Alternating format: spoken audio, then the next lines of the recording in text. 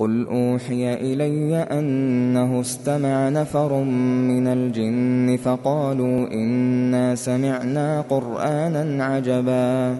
يهدي إلى الرشد فآمنا به ولن نشرك بربنا أحدا وأنه تعالى جد ربنا ما اتخذ صاحبة ولا ولدا وأنه كان يقول سفيهنا على الله شططا وأنا ظننا أن لن تقول الإنس والجن على الله كذبا وأنه كان رجال من الإنس يعوذون برجال من الجن فزادوهم رهقا وأنهم ظنوا كما ظننتم أن لن يبعث الله أحدا وأنا لمسنا السماء فوجدناها ملئت حرسا شديدا وشهبا وأنا كنا نقعد منها مقاعد للسمع فمن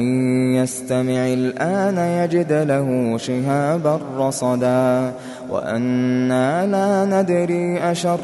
أريد بمن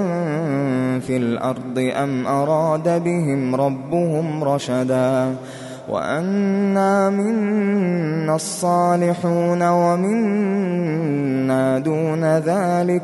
كنا طرائق قددا وأنا ظننا أن لن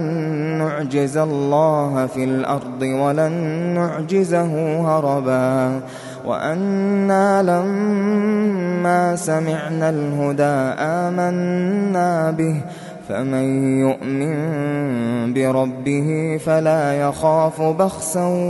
ولا رهقا وأنا منا المسلمون ومنا القاسطون فمن أسلم فأولئك تحروا رشدا وأما القاسطون فكانوا لجهنم حطبا وأن لو استقاموا على الطريقة لأسقيناهم ماء غدقا لنفتنهم فيه ومن يعرض عن ذكر ربه يسلكه عذابا صعدا وأن المساجد لله فلا تدعوا مع الله أحدا وأنه لما قام عبد الله يدعوه كادوا يكونون عليه لبدا قل إنما أدعو ربي ولا أشرك به أحدا قل إني لا أملك لكم ضرا ولا رشدا قل إني لن يجيرني من الله أحد ولن أجد من دونه ملتحدا إلا بلاغا من الله ورسالاته ومن يعص الله ورسوله فإن له نار جهنم خالدين فيها أبدا حتى إذا رأوا ما يوعدون فسيعلمون من أضعف ناصرا وأقل عددا قل إن أدري أقريب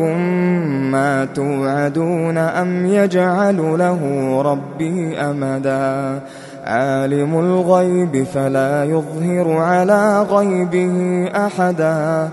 إلا من ارتضى من رسول فإنه يسلك من بين يديه ومن خلفه رصدا ليعلم أن قد أبلغوا رسالات ربهم وأحاط بما لديهم وأحصى كل شيء عددا.